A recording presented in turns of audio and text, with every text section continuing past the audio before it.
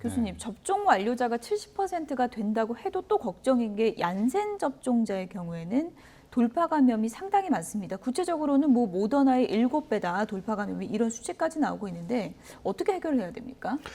얀센 백신 같은 경우에 말씀 주셨던 것처럼 이제 기존의 예방 접종에 비해서는 돌파 감염률이 좀 높은데요. 예, 지금 다른 백신 접종자와 비교를 한 그래픽이 나오고 있는데 확연한 차이가 나는데. 네, 맞습니다. 10만 명 접종 기준으로 다른 예방 백신들이 대략 한 24에서 33명 정도 발생했다면 얀센은 거의 7배 정도 높은 161명을 정도의 돌파 감염자가 나오고 있는데요. 예.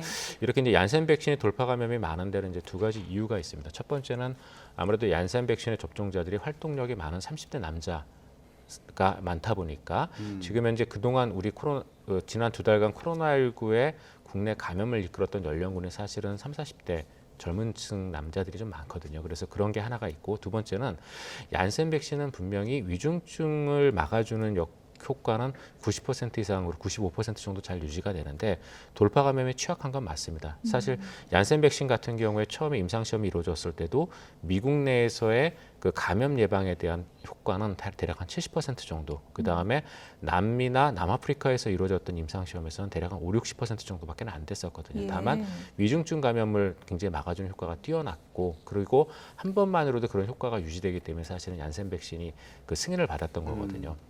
그리고 또 그런 것들을 뒷받침시켜주는 그 연구 결과가 얀센 백신 같은 경우는 백신을 맞고 나서 생기는 중화항체의 효과가 다른 예방접종에 비해서는 한 3분의 1에서 절반 정도 수준입니다. 그러다 보니까 돌파 감염에 더 취약한 측면들이 있는데요. 그래서 이제 얀센 백신 같은 경우는 이제 그런 것들을 알고 거기다 이제 부스터 효과들을 그래서 최근에 그 스터디한 결과들이 나왔거든요. 근데 거기에 따르면 얀센 같은 경우도 부스터를 줬더니 분명히 그 백신 감염 예방 효과도 훨씬 더 올라가고 특히 사망 예방 효과는 거의 100%더라 이런 얘기들이 지금 나오고 있습니다. 그래서 아마 얀센 같은 경우에는 그동안 장점이 한 번 맞는다는 거였었지만 예. 사실 돌파 감염이 다른 것들에 비해서 조금 더 생기는 거는 맞아 보이고요. 이런 것 하지만 그럼에도 불구하고 이제 위중증으로 가는 건 잘 막는 걸로 같고 거기에다가 부스터까지 주었을 경우에는 효과가 다른 것들하고 비교해서 크게 떨어지지 않는 걸로 생각이 됩니다. 네. 아, 이렇게 될 거면 나 다른 거 맞고 싶다. 이거 시간 좀 지나고 나서 차라리 화이자나 모더나 맞으면 안 되나? 이런 생각도 하실 수 있는데요. 일정 기간 지나고 나서 맞아도 되나요? 일정 기간이 지나서 맞는 것들은 이제 그런 경우에는 저희가 아마 어떻게 보면 이제 교차 접종의 일환으로 이제 생각이 될 것 같은데요.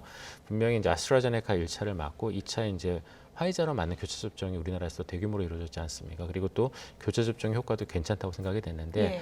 아마도 얀센 백신도 아마 말씀 주신 대로 그렇게 맞는다면 교차 접종처럼 효과는 좋을 걸로 생각은 됩니다. 근데 가급적 그 예방 접종 같은 경우에는 가장 큰 대원칙은 동일한 백신을 맞는 게 제일 좋다라고는 돼 있거든요. 물론 교차 접종의 경우에 이제는 전 세계에서 워낙 많이 시행이 됐고 거기에 대한 결과들도 많이 나왔기 때문에 큰 위험성은 없을 걸로 생각은 되는데요. 예. 일단은 원칙은 그렇게 되어 있으니까 저희가 조금 더 어떻게 이 부스터나 또는 거기에 대한 보완책이 이루어질지는 기다려 봐야 될 것 같습니다. 네.